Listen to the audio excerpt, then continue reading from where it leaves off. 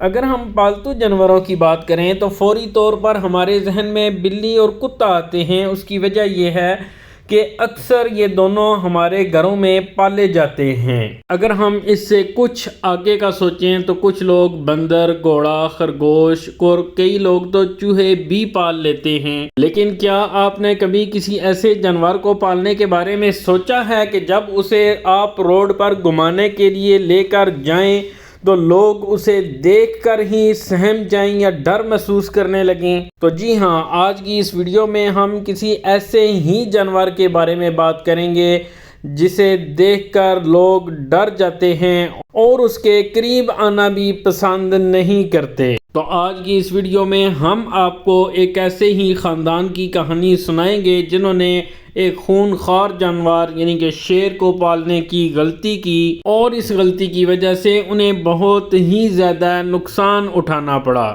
آپ بھی یہ سٹوری سننے کے بعد کبھی ایسی غلطی کے بارے میں سوچیں گے بھی نہیں۔ یہ ایک سچا واقعہ ہے اور یہ واقعہ لیپ اور نینا کے خاندان کا ہے۔ لیپ اور نینا دونوں نارمل زندگی گزار رہے تھے کہ اچانک انہیں ایک پالتو جانور رکھنے کا خیال آیا۔ کیونکہ انہوں نے کبھی پالتو جانور نہیں رکھے تھے تو اس لیے ان کو پالتو جانور رکھنے کا کوئی خاص تجربہ نہیں تھا۔ اس لیے انہوں نے سوچا کہ پالتو جانوروں کو کس طرح سے پالتے ہیں اور کس طرح سے ان کی کیئر کی جاتی ہے، یہ باتیں سیکھنے کے لیے ہمیں کسی چڑیا گھر کا رخ کرنا چاہیے۔ تو اس لیے جہاں پر ان کی رہائش تھی اس کے نزدیک ہی ایک چڑیا گھر موجود تھا، تو اس لیے انہوں نے ہر روز وہاں پر جانا شروع کر دیا اور چڑیا گھر میں جو پالتو جانور رکھے جاتے ہیں ان کے بارے میں تھوڑی تھوڑی معلومات اکٹھی کرنا شروع کر دی۔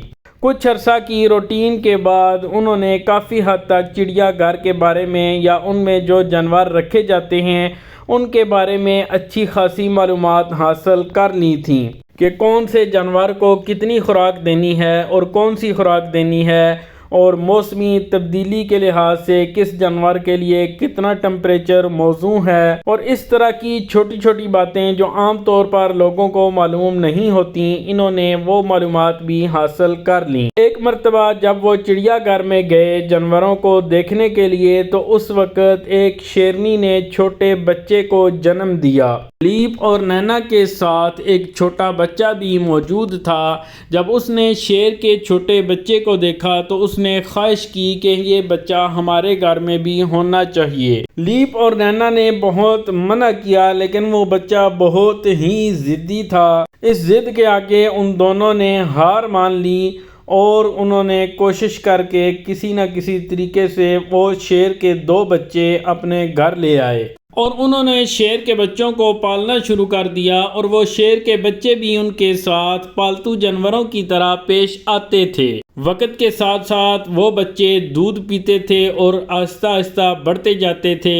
جوں جوں بچے بڑے ہوتے جاتے ان کی خوراک میں بھی اضافہ ہوتا جاتا تھا۔ شروع میں تو وہ بچے صرف اور صرف دودھ ہی پیتے تھے، لیکن جوں جوں وہ بچے بڑے ہوتے گئے ان کی خوراک میں بھی اضافہ ہوتا گیا اور وہ دودھ کے ساتھ تھوڑا تھوڑا گوشت بھی کھانے لگے۔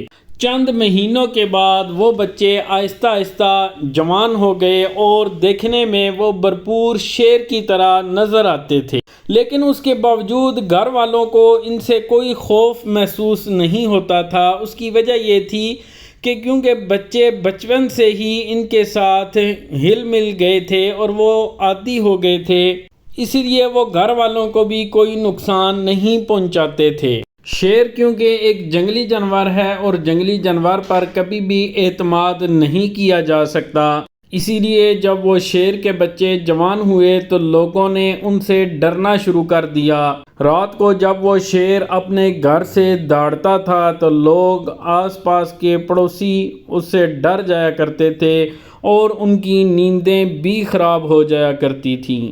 اسی وجہ سے لیپ اور نینا نے اسے واپس چڑیا گھر میں چھوڑنے کا ارادہ کیا، لیکن کوئی بھی پالتو جانور یا کوئی بھی ایسا پرندہ یا کوئی بھی چیز اگر ہم پالتے ہیں تو اس سے قدرتی طور پر ایک لگاؤ ہو جاتا ہے، اور اسی لیے لیپ اور نینا اس لگاؤ کی وجہ سے اسے واپس چڑیا گھر میں نہ چھوڑ سکے۔ ایک مرتبہ وہ ایک شیر کو باہر گھمانے کے لیے لے کر گئے اور ایک پارک میں پہنچے تو وہاں پر کچھ لڑکے بیٹھ کر باتیں کر رہے تھے۔ جب انہوں نے شیر کو اپنی طرف آتا ہوا دیکھا تو وہ بہت زیادہ گھبرا گئے، کیونکہ وہ اس شیر کے بارے میں نہیں جانتے تھے کہ یہ شیر نقصان دہ نہیں ہے، یہ کسی آدمی پر بھی حملہ نہیں کرتا۔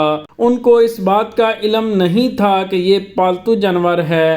جب انہوں نے شیر کو اپنی طرف آتا دیکھا تو انہوں نے بہت زیادہ شور مچانا شروع کر دیا، جس کی وجہ سے بھی شیر بھی تھوڑا سا گھبرایا، لیکن سامنے ایک سیکیورٹی گارڈ کھڑا تھا جس نے صورتحال کو دیکھا تو اس نے فوری طور پر فائر کیا اور شیر کو گولی مار کر مار دیا، کیونکہ یہ ایک حادثہ تھا، اور جب کسی بھی جانور کے ساتھ انسان کو لگاؤ ہو جاتا ہے تو پھر اس کی جدائی میں تکلیف تو ہوتی ہے، اور ایسا ہی کچھ لیپ اور نینا کے ساتھ بھی ہوا۔ یہ تو ایک شیر کا واقعہ تھا، جب دوسرے شیر کا واقعہ بھی کچھ اچھا نہیں تھا۔